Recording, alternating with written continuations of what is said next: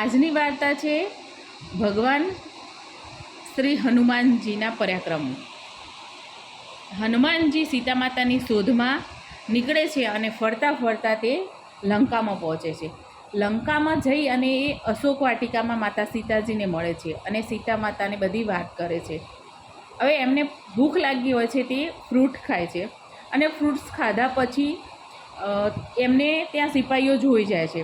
એટલે સિપાહીઓ એના પાછળ દોડે છે અને એમ કરતાં કરતાં થોડી દોડાદોડીમાં ઘણા બધા ઝાડ પણ પડી જાય છે અને સિપાહીઓ હનુમાનજીને પકડી લે છે અને રાવણને કહે છે કે આપણા ત્યાં એક વાનર આવ્યો છે અને એમને આપણા રાજ્યમાં બહુ બધું તોફાન કર્યું છે અને નુકસાન પણ કર્યું છે. તો રાવણ કહે છે એને પકડી લાવો. એવો તો કોણ છે?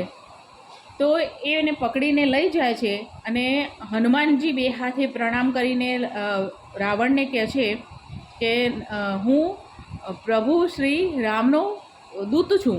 એટલે ભગવાન શ્રી રામનું નામ સાંભળી અને રાવણ તો બહુ જ ગુસ્સે થઈ ગયા અને એમને ગુસ્સામાં એમને આસન પણ આપ્યું નહીં. હવે આસન ન આપ્યું એટલે હનુમાનજી પોતાની પૂંછડી મોટી કરી, લાંબી કરી અને ગોળ ગોળ ગોળ ગોળ કરી અને એના ઉપર બેસી જાય છે. અને રાવણનું જે સિંહાસન હોય છે એનાથી પણ વધારે મોટું આસન કરીને બેસી જાય છે. એટલે રાવણને ગુસ્સો આવી જાય છે કે મારા કરતાં પણ ઊંચું સિંહાસન બનાવીને બેસી ગયો. એની પૂંછડીનું અભિમાન છે. તો સિપાહીઓને કહે છે એની પૂંછડી સળગાવી દો.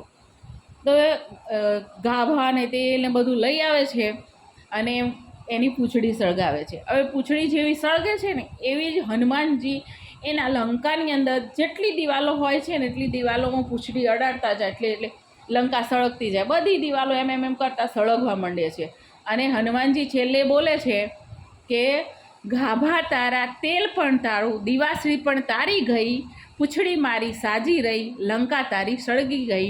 એમ કરતાં કરતાં નીકળી જાય છે અને રાવણને વધારે ક્રોધ આવે છે.